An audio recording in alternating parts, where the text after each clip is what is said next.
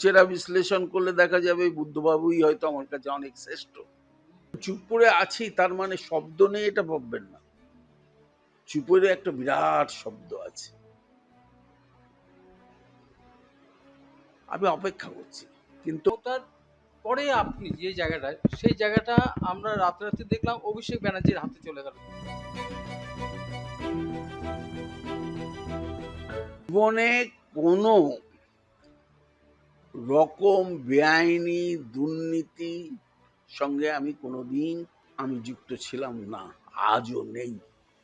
I-PAC না যাইপ্যাক না খাইপ্যাক, এদের পরামর্শ নেওয়ার মতন এত দুরবস্থা আমার হয়নি।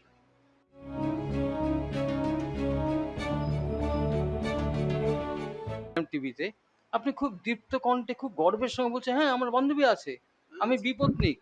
এটা কি মানে আপনি দলের মনোভাব ৩.৫ বছর জেলে খাটার পর আমি প্রতি পদক্ষেপে অনুভব করেছিলাম আমাকে একাই লড়াই করতে হবে। আজকে মানে যারা অনুষ্ঠানটা দেখছেন তাদের মধ্যে তারা কে খুব হাসছেন বলে আপনার মনে হয় না যে আপনি নিজেকে এত পরিষ্কার একটা মানুষ বলে ৩ বছর জেল কেটে আসলেন? বেহালার ওই দিকটা বামপন্থীদের নিঃসন্দেহে একটা শক্ত জায়গা ছিল। এখন তো জেতা জায়গায় তারকাদের ভিড়। ওখানে হানা দিল, মুখ্যমন্ত্রী ওখানে গিয়ে ফাইল নিয়ে আসা, এই যখন দেখছেন বা এটা শুনছেন খুব অসৌজন্যমূলক হয়েছে। আমি তো আপনাকে দেখুন, রেফারি যদি লাল কার্ড দেখিয়ে দেয় না ফাউল করলেও, তাহলে খেলার সুযোগটা কোথায় বলুন তো?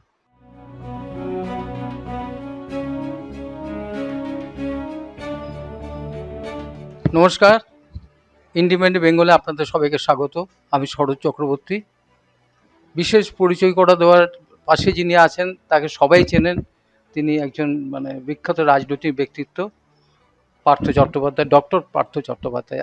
আমি জানি আমি যখন শিলিগুড়িতে ছিলাম আপনি তখন নর্থ বেঙ্গল বিশ্ববিদ্যালয় থেকে ডক্টরেট করলেন এবং মাঝে মাঝে যেতেন সেখানে শিলিগুড়িতে। মাঝে মাঝে না, ওটা যেতেই হতো এবং তখনই আপনার সঙ্গে আরো বেশি একটুখানি গল্প গুজব থাকতে। আমি তো দলের তখন উত্তরবঙ্গটা দেখতাম, তা টাইম কাটাবো কি করে? সেই তাই ডক্টরেটটা মা বলেছিল, বিলেতে যখন গিয়েছিলাম লন্ডনে, তখন ম্যানেজমেন্টটা যখন করছি তখন ডক্টরেটেরও একটা সুযোগ পেয়েছিলাম, কিন্তু করিনি, মেয়ে ছোট ছিল, চলে এসেছিলাম। তখন মা বলেছিল যে পড়াশুনোটা ছেড়ে তুই চলে এলি। আমার মনে একটা সুপ্ত বাসনা ছিল যে পারলে যদি ডক্টরেটটা করা যায়।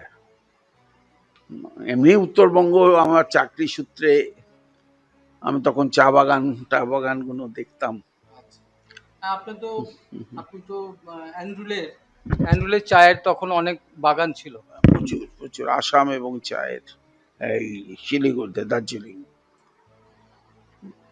তো উত্তরবঙ্গের বিশ্ববিদ্যালয়ের সঙ্গে যোগাযোগ করলাম, যোগাযোগ করে বলল এই করতে নিয়ম কানুন বলল। তারপর তো না তখন মানে এই পিএইচডি করার জন্য কতদিনের অ্যাটেন্ডেন্স দরকার পড়ে একটা ইউনিভার্সিটি? আমার তো এখন মনে নেই, নিশ্চয়ই ২-৪ দিন তো পরে। অ্যাটেন্ডেন্সে যে আমি খুব প্রথম শ্রেণী ছিলাম ছাত্র তা না। তা নয়, কিন্তু পাশ করার মতন অ্যাটেন্ডেন্স আমার ছিল। আর পাশ করার মতন আপনার মানে যোগ্যতা, শিক্ষাগত যোগ্যতা ছিল। আপনি কোন বিষয়টা নিয়ে ডক্টরেট করলেন? আমি করলাম নলেজ ইকোনমি। আমি তো বেসিক্যালি ইকোনমিক্সেরই ছাত্র ছিলাম। এমবিএ করেছিলাম অবশ্য মানব সম্পদ নিয়ে, হিউম্যান রিসোর্স। বিলেতেও তাই, ব্রিটিশ কাউন্সিলের স্কলারশিপও পেয়েছিলাম। লোক আমাকে পাগলও বলে যে এইসব করে আবার কি করে রাজনীতিতে ঢুকে পড়লো। না আপনার প্রফেসর লেকচারার হওয়ার কথা।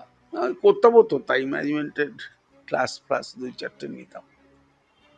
হয় না, এই যে ওই যে অশোক দাশগুপ্ত লেখা আমার উম, খেলা বিষয়ে আলোচনা করলেই কিন্তু আপনার নাম এসে যায়। এবং কি বলবো, আহ, অশোক দাশগুপ্তর লেখা আমাকে চিরকালই মুগ্ধ করেছে। মানে আপনি সেই অর্থে আহ, মানে সব জায়গায় আপনার একটা মানে আপনার বলুন আগ্রহ বলুন একটু মানে নলেজ তৈরি করার সব কিছুই রয়েছে। আপনার কথা খুব বলতেন, মারা গেছেন রশিদ খান। আরে বাবা, রশিদ নিজে আমাকে বিরিয়ানি করে খাওয়াতো। হ্যাঁ, আমি খেয়েছি।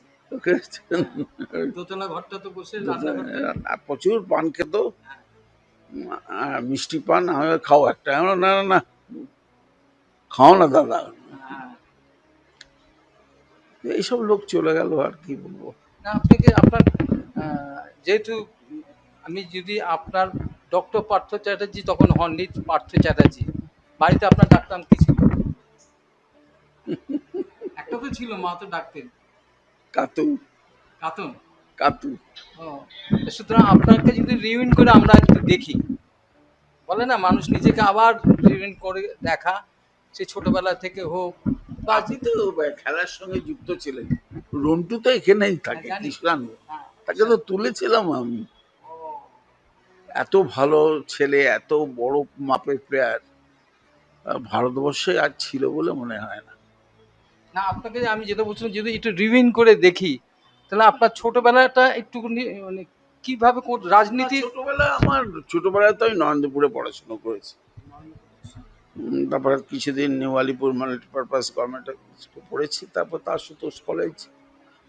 তারপরে এমবিএ করেছি কলকাতা বিশ্ববিদ্যালয়ের আইএসডব্লিউবিএম থেকে। তারপর সেখান থেকে চলে গেছি ব্রিটিশ কাউন্সিলের স্কলারশিপ নিয়ে লন্ডনে। ফিরে এসে আবার রাজনীতি, উত্তরবঙ্গের চার্জে কি করবো, টাইম কাটে না, তখন বসে বসে পিএইচডি করার চেষ্টা। পিএইচডি যে আটকাবার লোক প্রচুর ছিল, এই লোকটাকে আটকাও। আমরা এমন একটা জিনিস জানেন তো, যে বেশি জনপ্রিয়তা আপনাকে ক্ষতি করে দেবে। শত্রু তৈরি করে। হ্যাঁ, বেশি আহ, পাণ্ডিত্য দেখালে আপনার শত্রু বাড়বে। বেশি আপনার স্বকীয়তা দেখালে আপনাকে ভুগতে হবে। আমার ওই বাঙালি সংস্কৃতির এইটা, কি রাজনীতি, কি সংস্কৃতি, কি সাংবাদিকতা, এটা প্রতিযোগিতা না বলে এই কাঁকড়ার টান। একটা আপনাকে একটা মানে আপনাকে ফেস করতে হচ্ছে কাঁকড়ার টান। একদম। সেটা কত কত আগে থেকে, যখন তৃণমূল শুরু করেন মমতার হাত ধরে। কে কার হাত ধরেছে সেটা আমি হ্যাঁ, বলতে হ্যাঁ, পারবো সেটা না। একসঙ্গে আমি দুটো হাত একসঙ্গে ধরুন শুরু করেছে। না, আমি ঠিক যে রাজনীতি রাস্তায় পতাকা ধরে রাজনীতি করেছি তা তো নয়। আমি ছাত্র পরিষদ করতাম। আমার সেই সময় গুরুদেব মনে হয়েছিল প্রিয়দাস মুন্সিকে। সুব্রত দা আমার আইডল ছিল। এখনকার শোভনদা আমার আকর্ষণ করেছিল। নাহলে এই এই জায়গা থেকে, একটা লাল দুর্গ থেকে বন্দে মাতরম বলবার ক্ষমতা তো কারোর ছিল না। আমার মামা নাম করা লোক ছিলেন, আপনারা সবাই তাকে চেনেন, শিবদাস বন্দ্যোপাধ্যায়। হ্যাঁ বাবা, ওনার ভূপেন হাজরিকার গাওয়া গান, ওনার কথা। ও তো আপনার মামা? আমার বড় মামা। তো তা সত্ত্বেও তো খুঁড়ে খুঁড়ে উঠেছিলাম না, ছাত্র পরিষদ করেছিলাম। প্রথম আশুতোষ কলেজের অবামপন্থী সংগঠন। ছাত্র সংগঠন ছাত্র পরিষদ, তাকে জয়যুক্ত করেছিলাম এবং ছেড়েও দিয়েছিলাম। নানা কারণে ছেড়েছিলাম। আমার মধ্যে তো সেই জিনিসগুলো এখনো বিরাজমান। জরুরি অবস্থা, লেখার উপরে একটা টান, ধরে রাখা, স্বাধীনতাকে খর্ব করা, এইসব দেখে টেকে আমার মনে হলো this is not my place. তখন যাদবপুরে ইকোনমিক্স নিয়ে এমএ করছিলাম, সুযোগ পেয়ে গেলাম এমবিএতে। মাই করে দিয়েছে। মাই আমার সারা জীবনে পড়াশোনার অনুপ্রেরণা, বাবা আমার মেরুদণ্ড, কিন্তু মাই সব, মস্তিষ্ক মার। তার থেকে তো উঠেছিলাম এত দূর পর্যন্ত এন্ড্রুলে। কোনদিন তো চাকরি পরিবর্তন করিনি। সুব্রত ভট্টাচার্য এরকম মনমোগান কোনোদিন ছাড়েনি, সেরকম আর কি। আমিও কোনোদিন অ্যান্ড্রুলের ম্যানেজমেন্ট ট্রেনিং হিসেবে জয়েন করে একদম উপর পর্যন্ত গিয়েছি। তারপর কি জানি মনে হলো মমতাকে দেখে, মমতা তখন ছাত্র পরিষদ করতাম আমার সাথে, আমি তখন সভাপতি ছিলাম। বলে না মতিভ্রম,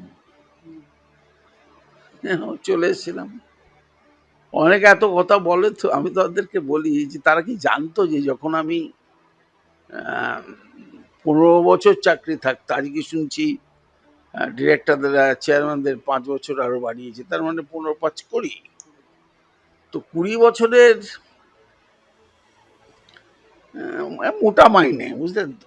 জানি কি বলছেন তখন। মোটা মাইনে, গাড়ি, ক্লাব, জেড ক্লাসে যাওয়া, এই স্বাচ্ছন্দ্য ছেড়ে রোজগার ছেড়ে পতাকা ধরেছি। পতাকা ধরে রোজগার করতে আসেনি।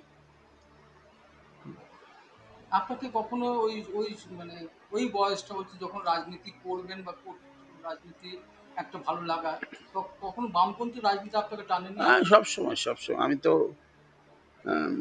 মনের দিক থেকে প্রগতিশীল, আর এইসব পড়েছি। বলে ভুল মাঠে খেলতে এসছে, আপনারা বলেন না, তো খেলতে এসছি। কেন আপনার তখনকার জীবন দর্শন বা আপনার বৃত্ত সেটা একটু বামপন্থীর সঙ্গে যায়, এবং আপনার সময় তখন বামপন্থী নিষ্কলঙ্ক বামপন্থী বলা যায়। নিঃসন্দেহে, নিঃসন্দেহে এখনো বামপন্থীদের মধ্যে নিষ্কলঙ্ক অনেক লোক আছে। এখন সেই চুলচেরা বিশ্লেষণ করলে দেখা যাবে বুদ্ধবাবুই হয়তো আমার কাছে অনেক শ্রেষ্ঠ। আমি তো এখনো তাই মনে করি। বিরোধী দলনেতা ছিলাম, কাছ থেকে দেখেছি। মোহাম্মদ ইসমাইল, মনোরঞ্জন রায়, আব্দুল হালিম, হালিম সাহেব, রবীন্দ্রদেব, মানস মুখার্জি, মানব মুখার্জি, গৌতম দেব, সুজন চক্রবর্তী, সূর্যকান্ত মিশ্র, বিমান দা, নিরুপম সেন তো আছেই। এটা আর আমি সেই মাপে নিরুপম বাবুর জনপ্রিয়তা ছিল বলে আমার মনে হয় না। মন্ত্রী ছিলেন। মন্ত্রী মানে মন্ত্রী শুধু ছিল না, সিপিএম এর একটা প্রথম সারির কর্তা ব্যক্তি, কর্তা ব্যক্তি ছিলেন। না, আমি হচ্ছে ওই সময় আপনার সময়ে বুদ্ধদেব ভট্টাচার্যকে সামনে যখন বুদ্ধদেব ভট্টাচার্য উঠছেন বামপন্থী নেতা হিসাবে এবং তো রাজত্ব করছেন, মন্ত্রী, তথ্য সংস্কৃতি মন্ত্রী এবং নানাভাবে খুব জ্যোতি বসুর পরেই আপনাকে আপনি ওইদিকে ওই দলে যোগদান করলেন না কেন?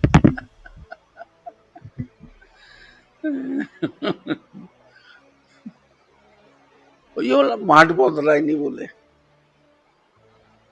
সুযোগ যে ছিল না তা না, ডাক পেয়েছিলেন, সে আপনি নিজেও জানেন। মাঠ বদলায়নি। দেখুন, আমি তো একেবারে গান্ধী পড়ে তৃণমূল করতে আসিনি। আমি মমতাকে দেখেছিলাম যে তার সহজ সরল জীবনযাপন, জনতার কাছে তার গ্রহণযোগ্যতা এবং বামপন্থীদের না কথা রাখা, এগুলোকে ব্যালেন্স করে আমার মনে হয়েছিল যে যাই একবার, অনেকদিন তো ২৬ বছর তো কর্পোরেট হাউস করলাম, দেখি ঢুকে জিতেওছি তো আমি যেখান থেকে, বা পরপর ৫ বার, সেটাও তো ৫২ সাল থেকে ২০০১-এর আগে পর্যন্ত একবারই বিশ্বনাথ চক্রবর্তী এক সিপিআই এলো বোধ হয়, সেখানে না চক্রবর্তী, হ্যাঁ চৌধুরী তো আরএসপি, তো তিনি নাকি শুনেছিলেন জিতে, বাকি তো রবীন্দ্র মুখার্জি, নির্মল মুখার্জি এরাই ছিলেন। বেহালাটা ঠিক টালিগঞ্জের এইসব ঢাকুরিয়ার যাদবপুর অঞ্চলের মতনই, বেহালার ওই দিকটা বামপন্থীদের নিঃসন্দেহে একটা শক্ত জায়গা ছিল। সেই শক্ত জায়গায় মমতা একটা অপরিচিত লোককে দাঁড় করে দেখলো যদি হয়। এখন তো জেতা জায়গায় তারকাদের ভিড়, কঠিন জায়গা থেকে তারকা হওয়ার ইচ্ছা এখন আর কাউ নেই। না, আপনি একেবারে যে জায়গা থেকে মানে দ্বিতীয় স্থানে চলে এলেন, প্রায় মানে মমতার পরে আপনি যে জায়গাটা, সেই জায়গাটা আমরা রাতারাতি দেখলাম অভিষেক ব্যানার্জির হাতে চলে গেল। এটা নিয়ে আমি কি করে বলবো, আমি কোন জায়গায় ছিলাম আমি নিজেও কোনোদিন দেখিনি, তবে আমি মানুষের মনে ছিলাম এটা আমি দেখেছি। তো কাউকে না কাউকে তো হতে হবে। দেখুন, আমি একটা বিখ্যাত কথা, খেলার লোক তো আপনি, খেলার বিষয়ে দেখতেন, ক্রীড়া সাংবাদিক ছিলেন এবং নামকরা লোকই ছিলেন। তো গাভাস্কারের স্টাইলে কি সচিন তেন্ডুলকার খেলেছে? খেলে। সচিন তেন্ডুলকারের স্টাইলে কি বিরাট কোহলি খেলেছে? খেলেনি। তো বিরাট কোহলির স্টাইলে কি আজকে অভিষেক শর্মা কিংবা সঞ্জু স্যামসন খেলছে? খেলে। তো আমি ছিলাম একটা দলের, যা বলেছে করেছি। না, আপনি তো সেই অর্থে বলে না, খেলার গল্প, খেলার কথারই এটা চলে যে অনেক খেলোয়াড় আছে যে সিঁড়ি বেয়ে ওঠে, অনেকে এক্সেলেটারে উঠছে, অনেকে লিফটে উঠছে। না, আপনি তো একেবারে লিফটে উঠে শীর্ষে পৌঁছেছিলেন। লিফট বলতে যদি হয় যে আমি কোনো সিঁড়ি ভাঙিনি তা না, আমি সিঁড়ি ভেঙেছিলাম যখন লিফট হয়নি দলে। Yes, ঠিক।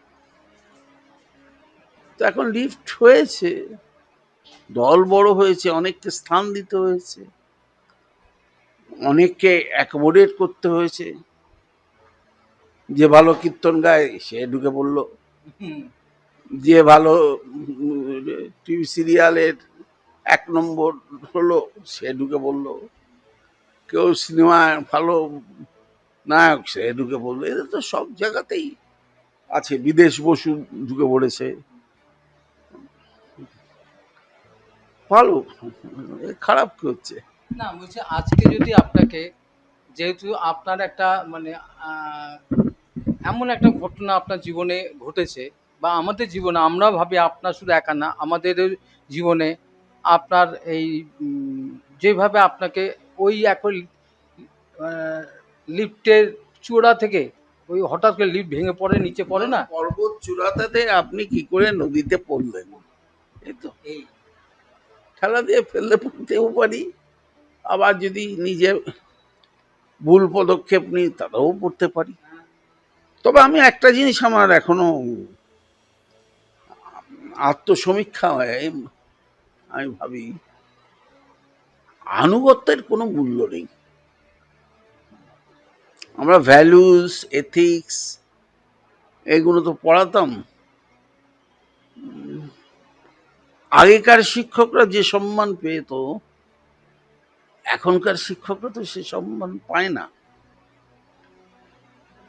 তা আগেকার রাজনৈতিক আদর্শগত বিরোধ থাকলেও ব্যক্তিগত সম্পর্ক তো খারাপ হতো না। এখন তো দল করেও ব্যক্তিগত সম্পর্ক খারাপ হচ্ছে, কেউ কাউকে বিশ্বাস করতে পারছে না। কেউ কারো উত্থান সহ্য করতে পারছে না। আদর্শ যদি ভিত্তি যদি আদর্শ না থাকে না, ভিত ভালো না হলে না বাড়ি বড় হতে পারে না। এই আপনি বামপন্থীদের কথা বললেন, বামপন্থীরা এখনো এই ভিতে আছে, কারণ তার ভিতটা তৈরি করেছিল। কংগ্রেস এখনো সারা ভারতবর্ষ জুড়ে কোনো না কোনো গলিতে কংগ্রেসের একজন লোককে পাবেন। তার কারণ হচ্ছে তার ভিত আছে বলে। এখানে কি আছে আমার আহ, যে আমি বলতে পারবো না, কিন্তু এইটুকু বলতে পারবো যে এদের এই সাংগঠনিক ভিত আমাদের এই বড় দলগুলোর আছে। আর আমি যে দলের প্রতিনিধিত্ব করেছি, 5বার একই জায়গা থেকে জিতেছি। আমি জানি না একই জায়গা থেকে কজন লোক, সাধন পান্ডের কথাটা খালি মনে আসে, একই জায়গা থেকে জিততো, কয়েকটা লোককে বলা হয়। বা ইসলামপুরের যে ইয়ে কি কি চৌধুরী জানো, করিম চৌধুরী, এছাড়া খুব কম কম কম লোকই জিতেছে। সেই বিশ্বাসটুকু যদি জনতা ভালোবাসে, সেটা যদি রাখতে পারি তাহলে ভালো। কিন্তু দেখুন, রেফারি যদি লাল কার্ড দেখিয়ে দেয় না ফাউল করলেও, তাহলে খেলার সুযোগটা কোথায় বলুন তো? আপনি প্রতি কথায় এমন একটা সুইং দিচ্ছেন আপনার খেলার ভাষায়, যে লাল কার্ড, আপনি যে লাল কার্ড দেখেছেন সেটার জন্য আপনার নিজের কোনো মনে হয় যে আপনার কোনো দায়িত্ব বা দোষ ছিল না? দেখুন, জীবনে নরেন্দ্রপুরে পড়াশোনা করেছি। হ্যাঁ, আমি যে সব সিদ্ধান্তই সঠিক নিয়েছি তা নয়, আবার সব সিদ্ধান্তই যে আমার সেটাও সঠিক নয়। দেখুন, চুপ করে আছি তার মানে শব্দ নেই এটা ভাববেন না। চুপের একটা বিরাট শব্দ আছে। আমি অপেক্ষা করছি। কিন্তু আপনি যখন প্রশ্নটা তুললেন তখন আমি আজকে বলি, জীবনে কোনো রকম বেআইনি দুর্নীতি সঙ্গে আমি কোনোদিন কোনো অবস্থা, না চাকরি জীবনে, না কলেজ জীবনে, না বিশ্ববিদ্যালয় জীবনে আমি যুক্ত ছিলাম না, আজও নেই। আমি পড়ে গেছি, দেখুন এই যে আমি বলছি যে আমি যে পর্বতচূড়া থেকে সাগরে পড়েছি, কিন্তু এটা জেনে রাখবেন আমি সাঁতার কাটতে জানি।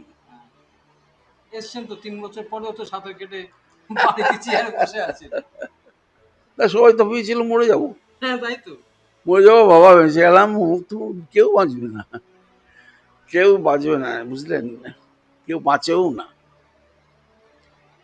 আমি ঈশ্বর বিশ্বাসী লোক, কিন্তু সাম্প্রদায়িক নই। আমার এখনো বিশ্বাস যে সত্যের জয় হবে। না, আপনি এটা বলছেন, আপনি যেদিন আহ,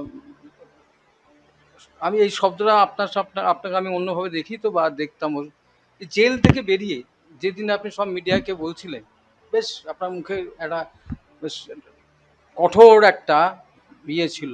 হ্যাঁ, সে কঠোরতা আজও আছে। হ্যাঁ, না আমি দেখছি, আমি কথা শুনছি, একই সঙ্গে আপনার মুখভঙ্গি দেখছি যে যতই বলুন, আজকে মানে যারা অনুষ্ঠানটা দেখছেন তাদের মধ্যে তারা কে খুব হাসছেন বলে আপনার মনে হয় না যে আপনি নিজেকে এত পরিষ্কার একটা মানুষ বলে 3 বছর জেল কেটে আসলেন?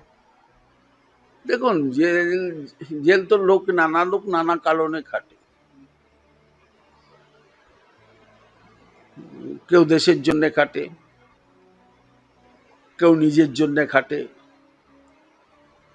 কেউ রাজনৈতিক ষড়যন্ত্রের শিকার হয়ে খাটে। জেল খেটেছি, হয়েছিল জেল খেটে অন্যদের মতন চিৎকার করব, অন্যদের মতন বলবো যে তুমি সব আমি নই, এটা ভাবছিল লোকে বলবো। আমি তা করিনি। যদি বলেন কেন করেননি, আমার শিক্ষায় বেঁধেছে, আমার আনুগত্যে বেঁধেছে, আমার সংস্কৃতিতে বেঁধেছে। আমি কোনো প্ল্যাটফর্মে দাঁড়িয়ে, প্ল্যাটফর্মের উপরে দাঁড়িয়ে সেই প্ল্যাটফর্ম ঠিক কি বেঠিক এটা কোনোদিন বলবো না। কিন্তু 3 দশক ধরে যার সঙ্গে ঘুরলেন, হাতে হাত ধরে বলুন বা ছায়া সঙ্গী বলুন, তিনি আপনাকে কেন চিনতে পারলেন না? আপনি যেটা এখন নিজে অনেকে চেনে না। জলেতে রক্তের মূল্য অনেক বেশি। আপনি ভাবছেন যে আপনার মূল্য আছে, আপনার মূল্য তো রক্তের কাছে নেই। সবাই কিন্তু নেতা নেত্রী বলে, কিন্তু হতে পারে না, হয়নি। আমি শুনেছিলাম পার্থদা যে আপনি সিঙ্গুরে, যেখান থেকে আপনাদের দলের উত্থান, নেত্রীর উত্থান, পরবর্তীকালে সরকার গঠন সব কিছু, নন্দীগ্রাম এবং সিঙ্গুর, সেই সিঙ্গুরের শিল্প আপনি চেয়েছিলেন। এখনো চাই, সেদিনও চেয়েছিলাম, এখনো চাই। সেদিন আপনার আবার আমি বলছি, সেদিন বুদ্ধবাবুও চেয়েছিলেন, সিপিএম যা মনে করে করুক,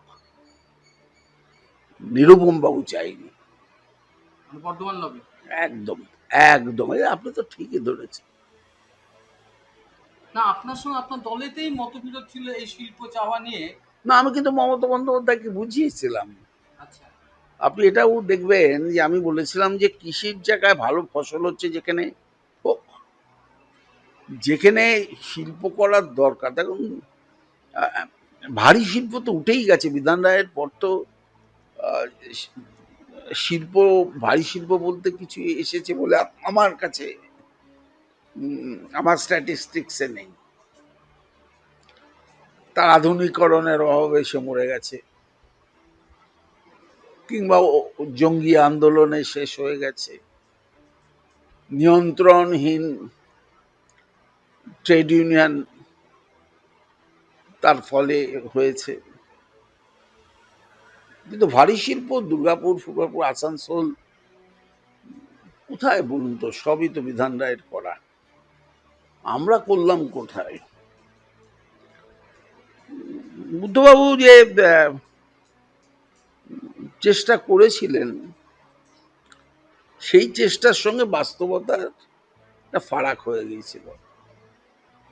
আজকে আপনাকে বলছি সেটা কি, যে দেখুন, ওনাকে, ওনার কৃষিটা জমিয়ে নেওয়ারও কোনো দরকার ছিল না। আমার সঙ্গে টাটা গোষ্ঠীরও যথেষ্ট যোগাযোগ ছিল, কিন্তু ওই যে জেদ বলে না, এখনো তো জেদেরই রাজনীতি চলছে। এ বলে ঝুলিয়ে মারবো, ও বলে আমিও দেখে নেব। তো এই রাজনীতির মতনই সেদিনও তাই বামপন্থীরা মনে করছে দেখে নেবো। হয়তো বুদ্ধবাবু নিজে বলেছিলেন যে বিধানসভার মধ্যে, পার্থ তুমি তো তোমার দিদির থিঙ্ক ট্যাঙ্ক, তুমি 35, আমি 235, পরের বার আর ফিরতে পারবে না। তো বুদ্ধবাবু বলেছে, এটা তো আমি মানে একেবারে ভেঙে পড়িনি। যুদ্ধটা, বাইরের যুদ্ধটা সবাই দেখে, কিন্তু 2006 থেকে 11 পর্যন্ত বিরোধী দলনেতা হিসেবে ভিতরে বাইরে আমার লড়াইটা তো কেউ দেখে না। না, আপনি এই যে শিল্পটা ঢুকতে দিলেন না আপনারা, আমি আপনারা বলতে আমি মানে সমষ্টিগতভাবে দিলেন না। আপনি কি মনে করেন আজকের দিনে দাঁড়িয়ে বা আপনার বাড়িতে বসে যখন মানুষ আপনার সঙ্গে আর দেখা করতে আসে না, আপনার বাড়ির সামনে রাস্তাটা শুনশান, সামনে পুলিশ পিকেটিং না, থাকতো। কিছুটা আমি বলবো যে আমি দেখা করি না। তা আপনার আগেও 4-5 জন সাংবাদিক এসেছিল, আমি দেখা করিনি তাদের সাথে। হ্যাঁ, জনস্রোত আপনি তখন। না না, জনস্রোত তো স্রোত তখনই আসে, এখন তো ভাটার টাইম, আপনাকে কি করে স্রোত দেখা হয়নি? হ্যাঁ, জোয়ার তো আসে কখন? জোয়ারের টাইমে আসে পচা পচা কুকুর, মানুষ, ভালো মাছও আসতে পারে। এ তো ভালো আম, যে মৎস্যজীবী সে বুঝবে কিভাবে তুলতে হবে কি তুলতে হবে না। এই যে জনস্রোতহীন জীবনযাপন, এটাও তো একটা অধ্যায়। আমি কিন্তু এটাই বলতে চাইনি, আমি চেয়েছি না যে না, ঠিকই। শিল্পটা এই যে আটকে দিলেন, শিল্পটা টাটা চলে গেল না না, গোটাটা। আমি আপনার সঙ্গে আমরা এই 15 বছর আমরা তার বন আপনার যে আপনার আপনার ধারণাটা না মানে তৈরি করে দিয়েছিল সিপিএম, যে টাটারা বোধহয় এখানে শিল্প করছে, টাটারা এখানে ম্যানুফ্যাকচারিং ইউনিট করছে না। টাটারা অন্য জায়গার ন্যানোর যন্ত্রাংশ তৈরি করে এনে অ্যাসেম্বল করে। অ্যাসেম্বল করে বিক্রি করছে। It's a good market for North East India. টাটারা এমনি এমনি ইনভেস্ট করে না। না, যেটা করছিল টাটা চলে যাওয়ার পরে আপনি কি বিশ্বাস করেন বুদ্ধবাবু ধীরে ধীরে একটা শিল্পের চেহারা দেওয়ার চেষ্টা করছিলেন পশ্চিমবাংলাকে? বুদ্ধবাবুর চেষ্টা ছিল, দলের চেষ্টা ছিল না। এটা আমি এখনো বিশ্বাস করি। আপনি যদি পরে এক সময় আসেন দেখবো যে আমি বুদ্ধদেব বাবু, গোপাল কৃষ্ণ গান্ধী, এই তিনজন মিটিং করেছিলাম এবং মমতা বন্দ্যোপাধ্যায়কে সিঙ্গুর থেকে তুলে এনেছিলাম। আমার কিন্তু ডায়েরিতে কৃতিত্বের বেশ বেশ ভালো ভালো ম্যাচের ম্যাচ রিপোর্ট আছে। ম্যাচ রিপোর্ট আছে। করতে দিল না, হলো না। আমি তাই বলেছিলাম যে আমি একটা বিখ্যাত ঐতিহাসিক দলিলের সাক্ষী, কিন্তু আমি একটা ঐতিহাসিক অসাফল্যেরও সাক্ষী, এটাই বলেছিলাম।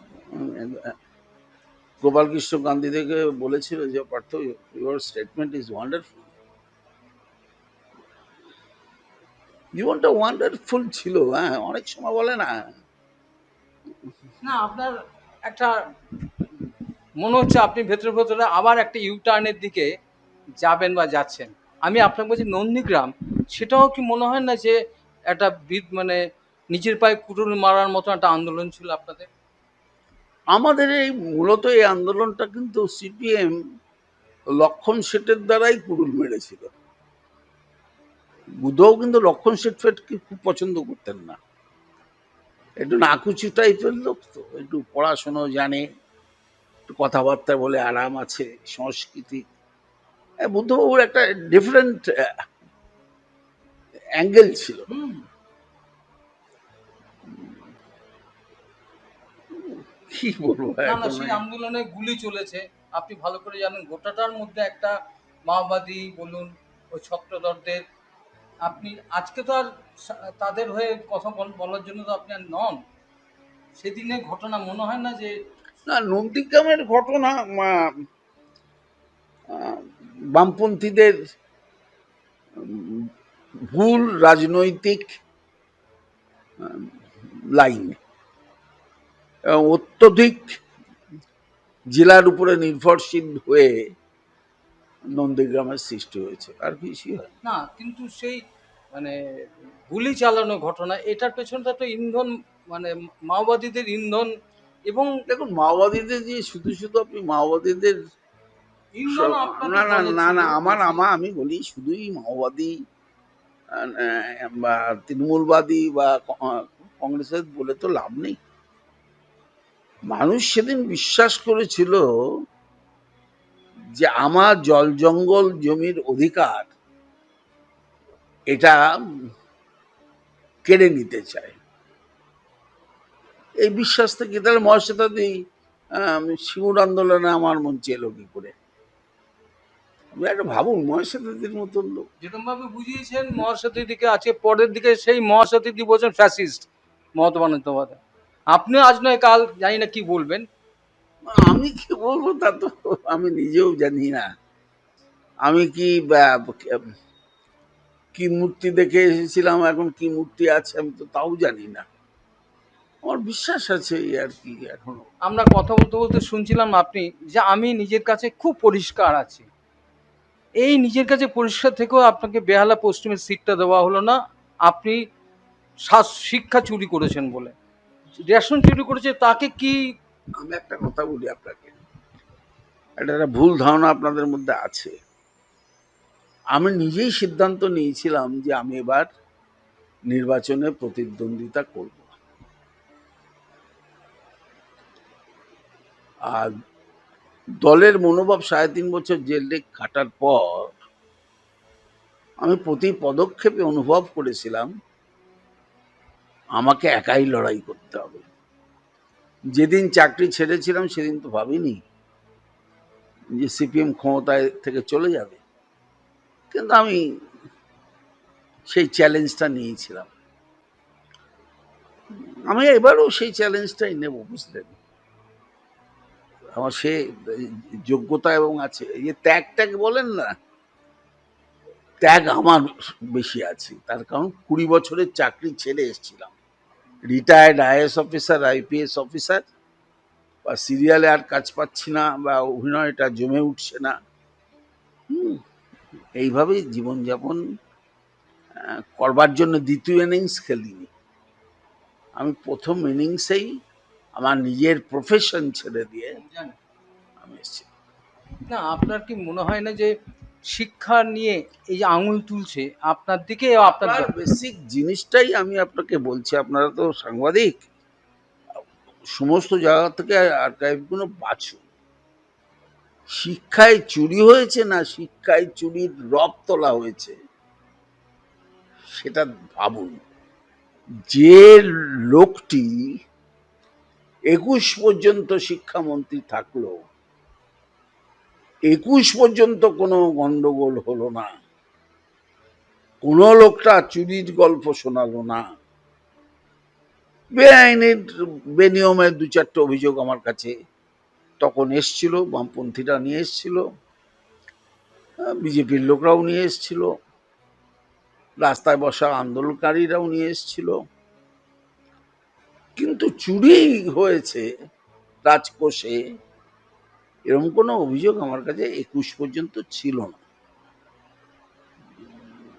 আমি যেদিন ২২-এ আবার শিল্পমন্ত্রী হলাম তখন কিন্তু বামপন্থীরা চুরি হয়েছে বলে বলেনি।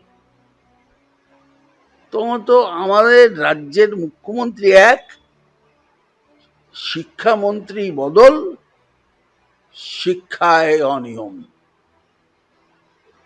দোষটা তাহলে কার হবে? খেলায় কি শুধুমাত্র ১১ জনের টিমে আপনি খেলবেন আর আমি দাঁড়িয়ে দাঁড়িয়ে দেখবো? আমি জানি কি বলবেন আপনার খেলার মাথায়, আপনি তো খেলা ভালোবাসেন, কিন্তু যতই এইসব বলে পারতো না আজকের মানুষ যারা। মানুষ তো মিডিয়ার দ্বারা গাইডেড হচ্ছে। শুনুন, আপনাকে আমি বলি, দেখুন আমি তো কর্পোরেট জগতের লোক, তো আমাকে এরম ভাবে বলে লাভ নেই। আমি জানি কিভাবে কাকে, একটা ভালো প্রোডাক্ট তো বিক্রি হয়নি। আইটিসি কি ধূপ বিক্রি করতে পারলো? এত বিখ্যাত মাল্টি ন্যাশনাল কোম্পানি, সে তো ধূপ বিক্রি করতে পারেনি। ধূপের জন্য কত অ্যাডভার্টাইজমেন্ট। একটা ভালো অ্যাডভার্টাইজমেন্ট মানুষের মধ্যে ছাপ ফেলে, কিন্তু তার টিকে থাকে তার গুণগত মানে, তার যে আস্থা, তারপর তার। আপনি ৩.৫ বছর আমাকে জেলে ঢুকিয়ে দিলেন, আপনার কাছেই আমি আজকে প্রশ্ন করছি, আপনি বলুন তো, আপনি মিডিয়া তো দেখছেন, করছেন, জানেন, সাংবাদিক। ২২ তারিখে ২১ তারিখ পর্যন্ত আমি সভা করলাম, সমস্ত মহাসচিব আমি দলের। ২২ তারিখে আমার রাত্রে বাড়িতে ইডি চলে এলো, এমনি এলো। না, সে আপনার দলের এটা কিন্তু অন্তত দু তিনজন আপনাকে ফাঁসানো কোটান কোট তারা করেছে, আপনাকে সরানোর জন্য হোক, কোনোভাবে একটা প্রতিশোধ তোলা হোক। করেছে তারা, কিন্তু টাকা সাজিয়ে, গয়না সাজিয়ে, মহিলা সাজিয়ে এটা ছাপ পলা যায়। যদি আপনার মতন আবার একটা লোক আমার কাছে এসে জিজ্ঞেস করতে, এগুলো বলছে এটা কি, এইটা বলার স্কোপ কি 4 বছর আমার ছিল? না, তা ছিল না। তাহলে আমার কি বিচারালয়ে গিয়ে দাঁড়িয়ে বলবার ক্ষমতা ছিল যেটা আমি বলেছি, যার জন্য সেই জাজকে আবার সরিয়ে দেওয়াও হলো? দেখুন, বলে না একটা রাষ্ট্র শক্তি তার কোনো কেন্দ্র রাজ্য হয় না, তাদের স্বার্থটা একই হয়। ক্যারাম বোর্ডের আপনি কালো নিলে কালো ফেললেন আনন্দ পান না, যতক্ষণ না রেডটাকে ফেলতে পারছে। তো আমি তো রেড ছিলাম কিনা জানি না। কেন আপনাকে টার্গেট করলো আপনার দলের একটা অংশ? আমি জানি না। মমতা ঘনিষ্ঠ তো এখন শুরু থেকেই, তাতে ঈর্ষা হওয়ার কারণ তো নয় নাকি? আপনি অনেক কিছু জেনে গেছিলেন অন্যদের?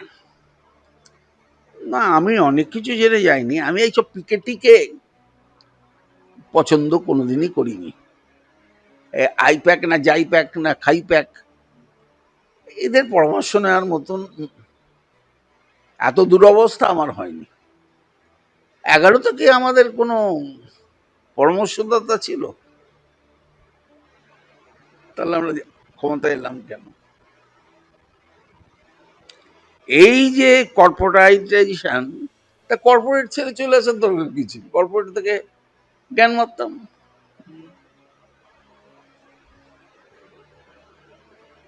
এই যে একটা সাধারণ বলে না তৃণমূল নামটা কেন হলো? সাধারণ মানুষ ঘাস কাটে কিন্তু আবার জন্মায়, এই তো আইডিয়া। তা আপনি আমাকে কি মুছে ফেলতে পারবেন? ইতিহাস আপনাকে ভালোভাবে মনে রাখবে যে মহাসচিব ছিলেন। আমার মহাসচিবের দরকার নেই। আমার মহাসচিব ছিল আমি। আমি আমি আমার ইতিহাস আমাকে একটা ভালো মানুষ হিসাবে মনে রাখুক, এটা আমি লড়বো তার জন্য। আমি কোথায় মহাসচিব ছিলাম আর কোথায়, আরে অত বড় চাকরি ছেড়ে যদি চলে আসতে পারে আপনার কাছে, মন্ত্রিত্ব ছাড়াটা আমার কাছে খুব একটা বিশাল ব্যাপার নাকি? আমি জানতাম যে এই দলটা বড় হবে। মানুষ কিসের আশায় ঘুরে? যে ক্ষমতা, সর্বোচ্চ জায়গার ক্ষমতা পেয়েছে, এখানে পেয়েছে ওখানে পেয়েছে, ক্ষমতার জন্য তো নয়। কালিমা লিপ্ত করবার যে প্রচেষ্টা এবং রাষ্ট্রীয় ক্ষমতাকে ব্যবহার করে লোক দাঁড় করিয়ে যার প্রচেষ্টা, এর বিরুদ্ধে মানুষকে তো লড়তে হবেই। মাওবাদীরা সৃষ্টি হয়েছে তো এই করেই। সেই মাওবাদী দীপঙ্কর তো এখন লিবারেশনে ভোটে অংশ নেয়, পার্লামেন্টে শোরের খোয়ার বলে না। তো পরিবর্তন তো হচ্ছে, এখানেও পরিবর্তন হবে, কে থাকবে কে যাবে আমি এটা নিয়ে ভাবছি না। নিজেকে ফিরে দেখা, নিজেকে আবার ফিরে পাওয়া। আমি বলছি যে পার্থ চ্যাটার্জি, ডক্টর পার্থ চ্যাটার্জি একটা দাপট। দেখুন, দাপট তো যে কোনো খেলোয়াড়েরই একটা সময় এসে তাকে অবসর নিতে হয়। রাজনীতিতে তো কোনো অবসর নেই। নাহলে 78 বছরে কি করে মোদিজি এত দাপট দেখাচ্ছে? ধরুন মমতা 70-71 বছরে এত কষ্ট সহ্য করে রাস্তায় হাঁটছে কি করে? গাড়ির উপরে দাঁড়িয়ে তো হাত নাড়ছে না। আপনি একটা জিনিস ধরে রাখুন, মমতা ব্যানার্জি, আমি যত কষ্টই আসুক না কেন, Mamata as a leader, contemporary, তার তো সামনে কেউ নেই। লিডার ক্ষমতায় আছে, অনেকেই থাকতে পারে। না, আপনার কোথাও মনে হয় না যে যদি প্রিয় প্রার্থী হতে পেরেছেন, আপনাকে সেই যোগ্য সম্মান দিয়ে প্রার্থী করা বেহালা পশ্চিমে, এটা কোথাও আপনাকে না, মনে হয় বেহালা পশ্চিমে প্রার্থী তো হলে আমি অনেক জায়গা থেকেই হতে পেতাম। না, যে কোনো জায়গায় প্রার্থী হওয়ার নিয়ে কথা, সেটাকে কেন আপনাকে মানে সেই এই বিচারটা আপনার প্রতি সুবিচার হয়ে দাঁড়ালো না কেন? আমার কাছে মনে হয়েছে যে দল ডাস্টবিন হিসেবে আমাকে ব্যবহার করতে পারে, মনে হয়েছে। মানে এটা তো আমি কেন হলো? যে মমতা ব্যানার্জির আরে ছবি এখন আপনার বাড়ির সামনে ঢুকতে দেখলাম। আমি তো অবশ্যই ছড়াই না। আপনি ওইখানেই দেখবেন জ্যোতিবাবুরও ছবি আছে, আবার দালাই লামার সঙ্গেও ছবি আছে, প্রণবদার সঙ্গেও ছবি আছে। দেখেছি। আর দুটো ছবি আপনি খেলার জগতের লোক আমাকে সুমন দিয়েছিল, দেখেছি। গাভাস্কার আর সচিন। সচিন তেন্ডুলকর। তো ছবিগুলো কি নষ্ট হয়ে যাবে নাকি? না, ওই সকালে উঠে ওই মহিলা না, মাননীয় ঠিক আছে। তাকে যখন তাকান, তার সঙ্গে একটা আপনার অদৃশ্য কথোপকথন হয়। না, প্রথম কথা হচ্ছে যে আমি কথা বলতে চাওয়ার মতন আমার এখন সেই মানসিকতা নেই। আমি আত্মবিশ্লেষণ করছি এবং উত্তর ছাড়া কোথাও যাব না, উত্তর দিয়েই যাব। একটা অভিমান তো আপনার ভেতরে অভিমান ঘুরপাক না, অভিমান না, রাগ বলুন, অপমান, হ্যাঁ, অমর্যাদা হ্যাঁ, এবং মিথ্যাচার। সব সহ্য করে প্রতি রাতে ঘুমোতে পারছেন? প্রতি রাতে নতুন করে দাঁতে দাঁত চিপে শক্তি অর্জন করছি। আপনার একক দল গড়ার কোনো শক্তি আছে? আমার এখন দল গড়ার শক্তি দরকার। যে প্ল্যাটফর্ম লড়াই করবে প্রকৃত, সেই প্ল্যাটফর্মও তো থাকতে পারে। এই দলেও তো প্ল্যাটফর্ম থাকতে পারে। এই দল যে একেবারে আপনার সাংঘাতিক, অপ্রতিরোধ্য। তা তো দেখে আমার এখন মনে হচ্ছে না। 4 বছর আগে যখন ঢুকেছিলাম দলের যে অবস্থা, আর এখন 4 বছর পরে ফিরে এসে দলের অবস্থা দেখে তো আমার মনে হচ্ছে দলের সাংগঠনিক ক্ষমতা যতটা ছিল, কোথাও কোথাও তা বাঁধনহীন হয়ে দাঁড়িয়েছে, এটা আমার মনে হচ্ছে। আচ্ছা, পার্থদা, এমনি এটা তো আপনার সঙ্গে তো ধরে নিন একটা আড্ডায় মারছে, দীর্ঘদিন পরে হ্যাঁ, যেহেতু হ্যাঁ, আপনার, হ্যাঁ। আপনার কি মনে হয় যে ইডির ঘরে, এই ইডি যখন আইপ্যাকের ওখানে হানা দিল, মুখ্যমন্ত্রী ওখানে গিয়ে ফাইল নিয়ে আসা, এই যখন দেখছেন বা এটা শুনছেন? খুব অসৌজন্যমূলক হয়েছে, আমি তো আপনাকে বলবো, অসৌজন্যমূলক হয়েছে। শুধু তাই না, রাজীব কুমারের কেউ যখন ইডি গিয়েছিল, তখন দেখুন যে মন্ত্রীরা গিয়েছিল পাশাপাশি বসেছিল, সেখানে কিন্তু আমি ছিলাম না। হুম। আমি প্রতিবাদ করতে জানি, বুঝলাম না। আমার মামা তো প্রতিবাদের গান লিখে গেছে, আমার তো একটু রক্ত তো থাকবেই, সবটাই কি গানে জল ভেসে হয়ে যাবে। যাবে, জলে ভেসে যাবে, তা তো হবে না। আপনি মানে এমনি একটু জানতে ইচ্ছে করে, আপনি যেহেতু জ্যোতি বসু দেখেছেন, বুদ্ধদেব ভট্টাচার্য দেখেছেন এবং মমতা বন্দ্যোপাধ্যায়, আপনি, আমি জ্যোতি বসুর সঙ্গে তুলনায় যাব না, বুদ্ধদেব ভট্টাচার্য, মমতা বন্দ্যোপাধ্যায় একটা মানুষ, পার্থ চট্টোপাধ্যায় রাজনৈতিক লোক না, একটা একক ব্যক্তিত্বের একটা মানুষ। আমি বলবো দুজনেই হিউম্যান বিং, দুজনের মধ্যেই মানবিকতা আছে, দুজনের মধ্যেই ইমোশনস আছে। দুজন আলাদা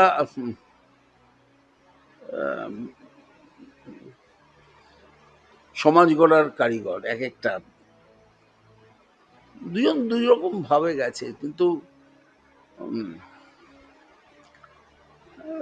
সংগ্রামের ইতিহাস দিয়ে তো সবসময় বিচার করা যায় না।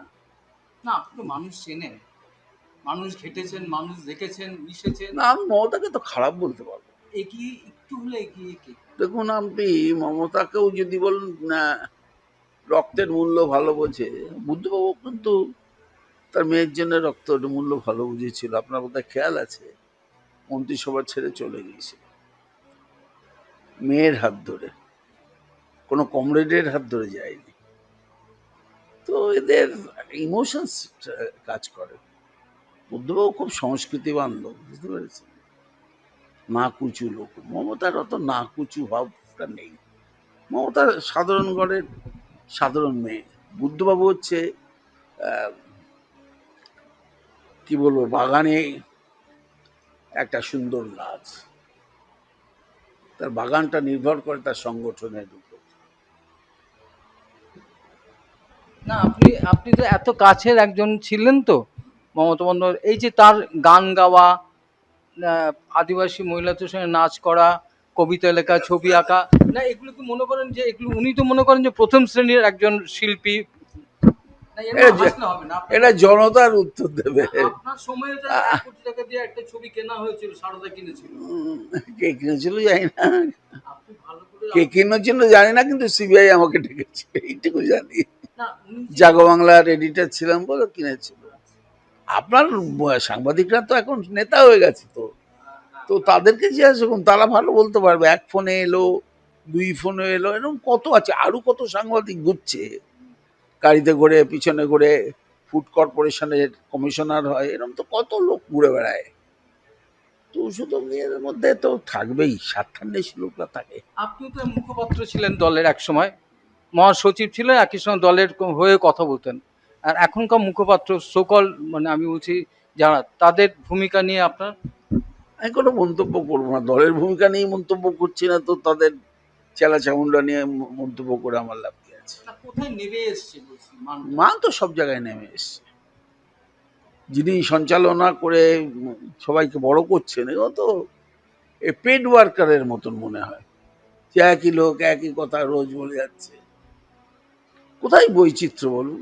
এই অশোক দাশগুপ্ত যেটা নিয়ে শুরু করেছিলাম, এই অশোক দাশগুপ্তকে দ্বিতীয় একটা অশোক দাশগুপ্ত আছে, যে ওরকম কলমের জোর, সত্যি কথা বলবার জোর। আপনাকে একটা ডায়েরি হাতে তুলে দিলেন, আমি আর নতুন ডায়েরি, 26 সালের ডায়েরি তুলে দিয়েছি, আপনি শেষ পাতায় কি লিখে যাবেন? যা চেয়েছি তা পাইনি, যা পেয়েছি তা চাইনি। আপনার, আমি খুব শুনতে খারাপ লাগলো, আপনি ফিরে এসে সংশোধনাগার থেকে ফিরে এসে আপনি এই চেয়ারে বসে, আমাদের দেখছিলাম টিভিতে, আপনি খুব দীপ্ত কণ্ঠে খুব গর্বের সঙ্গে বলছেন, হ্যাঁ আমার বান্ধবী আছে, আমি বিপত্নিক। এটা কি মানে আপনি কেন, আপনার, এটা অসুবিধা কি আছে না বলুন তো? এটা কি মানে আপনার সঙ্গে যায় এই ধরনের? কেন যাবে না? আপনি বলুন না। না, কেন যাবে? মানুষ এটাকে, মানুষ এটাকে কেন, কেন এটা মানুষ এটাকে কেন, আমার কি এই, আমার স্ত্রী থাকতে বান্ধবী থাকতে পারবে না? মানে থাকতে আপনার পারবে না, এইরকম আচরণ, এটাকে না যেরকম ভাবে না না না, আপনারা এটাকে কালার দিয়েছেন। একটা বিপদে পড়া মহিলা অভিনেত্রী আমাদের দলের হয়ে প্রচার করলো, আমার দুর্গাপুজোর মুখ হলো, সে বিপদে পড়লো, বিপদে ফেলা হলো, তার পাশে দাঁড়ানোটা আমার খুব বেআইনি মনে হচ্ছে। না, তার বাড়ি থেকে এত টাকা দেখে মানুষ জানে না না না, মানুষকে তো দেখানো হলো তার বাড়ি থেকে, তাতে সেটা পরে হবে, এখন আইন ব্যাপার আছে, এ ব্যাপারে বলবো না। কার টাকা কোথায় গেছে, কিরম ভাবে গেছে, সেনকোর জুয়েলারির মতো সব জুয়েলারি সাজিয়ে রেখে ছবি তোলা হয়েছে, এগুলো ছাড়ুন না, এগুলো আমি না তথ্য প্রযুক্তি। মানে বায়োপিক যদি আপনাকে নিয়ে কখনো হয়, তখন কি সত্য উদ্ঘাটন হবে? কি সত্য উদ্ঘাটন হবে? না, আপনাকে নিয়ে একটা বায়োপিক হলো। না, আপনি প্রশ্নটা যেটা করেছিলেন যে আপনি এসে বলেছেন, আমি মোটেই খারাপ কথা বলি, না, এটা তার কারণ না, আপনার না, আপনারা লুকিয়ে লুকিয়ে করাটাকে পছন্দ করেন, সেটা আপনি বলেছেন তো। সোজা সোজা সাপটা কথা বলাটাকে পছন্দ করেন না। আমার কি, আমার জন্য যে অন্যায় ভাবে জেল খাটলো, তার পাশে দাঁড়ানোটা আমার কাজ না? আমার বিবেক কি বলে? এই বয়সে কি প্রেম আসেন, না দৈহিক সম্পর্ক আসে? আস্থা, মানুষ যে একটা লোকে পার্থ চ্যাটার্জির কাছে আস্থান, আমি আস্থা পাবো। আর আজকে আমি বিপদে পড়েছি, আমার জন্য, দলের জন্য হয়তো বিপদে পড়লো, তাকে আপনি বলে দেবেন বান্ধবী অমুক তমুক, তাই অমুক। তার সঙ্গে আপনি জুড়েছেন আরেকটা কথা, যে যাদের ঘরে বই রেখে যারা করছে সেগুলো আমি প্রত্যেকের হাড়ি ভেঙে দিতে পারি। না দেখুন, এরকম হাড়ি ভাঙতে গেলে তো কেউ আর প্রার্থী হতে পারবে না, তাই না? কেউ আর প্রার্থী হতে পারবে না। বুদ্ধবাবু যে নন্দনে বসে গল্প করতেন, তাতে কি লোকে খারাপ বলতো? কিংবা কিংবা আম, কমরেড জ্যোতি বসু তিনি যেরকম সম্পর্ক রাখতেন অন্যদের সঙ্গে, সেটা কি খুব আলোচনার বিষয় কোনোদিন হয়েছে? হয়। তাহলে সভ্য, সৌজন্যতা, এগুলো আজকের সাংবাদিকতায় আসে না। এখন তো সংবাদ সংগ্রহ করে, কেউ তো সাংবাদিক না। আমি কোনো অন্যায় করি না। আপনি যদি বলেন যে কেন বললেন, আমি বলছি, আবারও বলছি, অন্যায় করি না। পাশে দাঁড়ানোটা আমার কাজ, বান্ধবী হিসেবে নয়, সঙ্গী হিসেবে।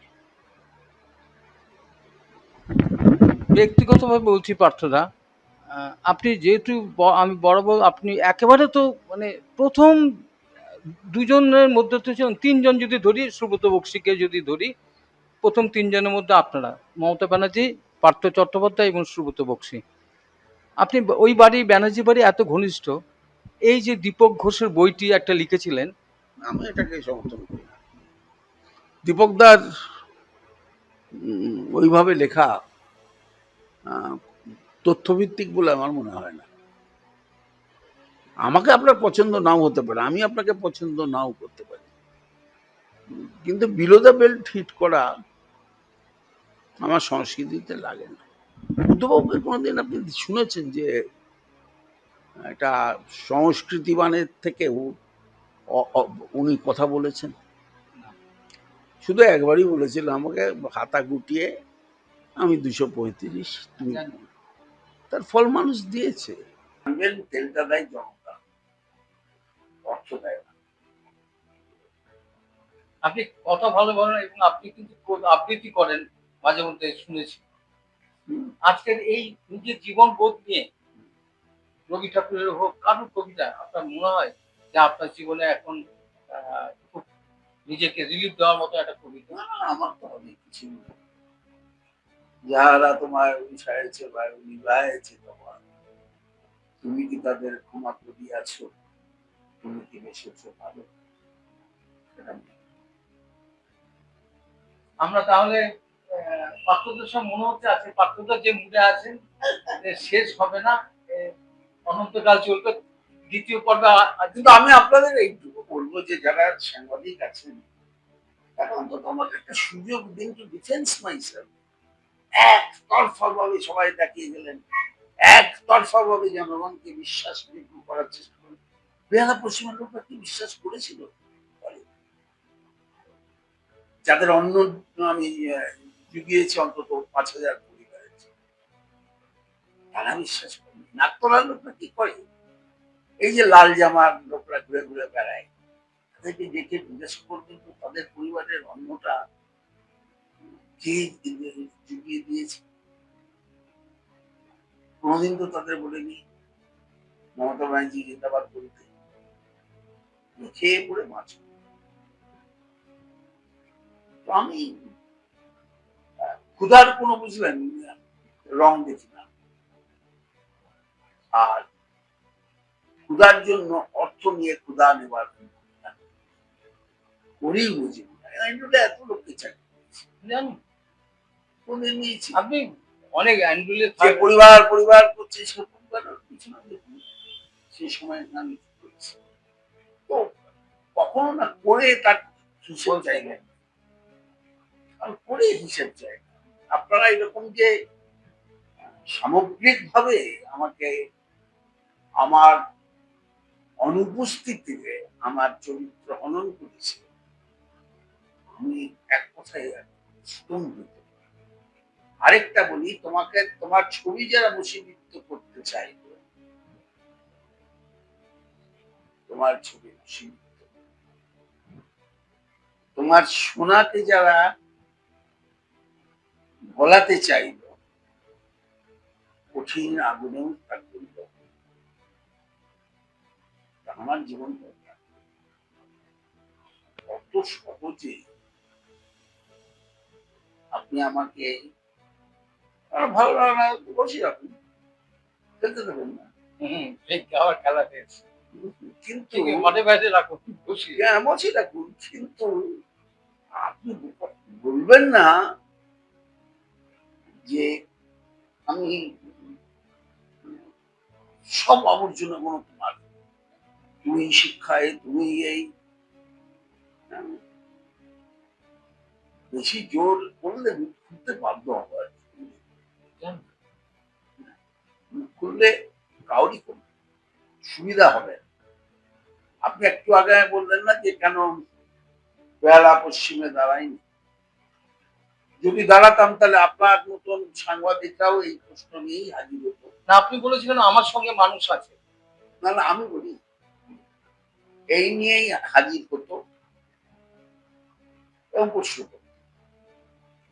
তারা প্রশ্ন করতো না 2001-এ বেহালা কি ছিল আর 2025-এ কি হলো, আর 2022-এর পর থেকে এই 26 পর্যন্ত আমার অনুপস্থিতিতে যা বলেছিলাম তাতে ধুলি কেন জমলো তা পরিষ্কার করলাম, বলেও নি বলবো। আজকে মেট্রো চলছে, আজকে পুলিশ বেহালা কলকাতার অন্তর্গত হচ্ছে, ডায়মন্ড হারবার চওড়া হয়েছে, পলিটেকনিক হয়েছে, বিশ্ববিদ্যালয় হয়েছে, মহিলা কলেজ হয়েছে, চাকরি হয়েছে, বিদ্যাসাগর হাসপাতালের উন্নতি হয়েছে, পরিবহন ব্যবস্থার উন্নতি হয়েছে। এত উন্নতির যিনি কারিগর, তিনি চেয়ারে বসে আছেন। না না, আমি এখনো মনে করি দুর্নীতি is not at all issue in a political life. মানে আপনি রাজনীতির শিকার। Absolutely, absolutely. আমি হিংসার শিকারও হতে পারি, দুর্নীতির শিকার না, ঘর থেকে দিয়ে হিংসার শিকারও হতে পারে। ইনি তোমার বাড়িতে শুয়ে শুয়ে খাবড়ে গেছে, এই যে ইডি এসে খাবড়ে গেছে, ইয়ে তো একটা আমাদের দিল্লিতে এমএলএ থেকে বড় বাড়িতে আছে। আমি তো 23 সামনে কোনো ঘর তৈরি করতে পারি, আমি এই যে ঘরে আমার এই যা দিলেন 23 সামনে, আমি জানি না যারা অনুষ্ঠানটা দেখছেন, 23 সামনে অভিষেক বন্দ্যোপাধ্যায় একটা বিরাট প্রাসাদ আছে, এই হাসিটাকে আপনার অনেক সময় তৃপ্তি দেয় না, আপনি রিলিফ পান? আমি তো চিরকালই হাসি। না, এই হাসিটার মধ্যে একটা গাম্ভীর্যতা থাকলে আমি তো আমাকে নিয়ে ছেলে খেলা করি না। আমার অভিমান হয় যখন লোকে আমার শিক্ষা, পাণ্ডিত্য, ব্যক্তিত্ব, পরিবার এটা আঘাত করে। আপনার প্রশ্নটা আমার আঘাত করেছে, কেন বললেন? অনেকেই জিজ্ঞাসা, আপনি কেন? আমায় অনেকে বলেছে, তাদের সৎপাঠে বলেছে আপনাদের স্বভাব হচ্ছে পাশে না দাঁড়ানো। একটি বড় চ্যানেলের যে অ্যাঙ্কার, সে যে কি করেছিল আপনি সাংবাদিক হিসেবে জানার কথা, তাদের লজ্জা হয় না। মানুষ হচ্ছে যে কি মহিলাদেরকে চায়ের কাপ হিসেবে ব্যবহার করা অভ্যেস, আমি সম্পূর্ণ শুধু নারীকে মূল্য দাও, নারীকে সম্মান দাও, নারী সংরক্ষণ করো বলে আওয়াজ তুললে হবে না। চ্যারিটি মিটিং আমি মাকে কেন সম্মান দিই? মার বিকল্প নেই। আমি বলছি জীবনে দুটো লোক আপনাকে ছেড়ে যাবে, এক হচ্ছে আপনার মা, আপনার স্ত্রী। সবাই চলবে, সন্তানরাও চলবে, যাবে। আমার ক্ষতি শুরু হয়েছে আমার মা আর আমার বউ চলে যাওয়া। কোথাও যেন আমার অসাবধানতা ছিল, অতি বিশ্বাস ছিল, অতি আস্থা ছিল, অতি ভক্তি ছিল। সেটা আমার মনে হয় আমার জীবনের একটা ভুল অধ্যায়।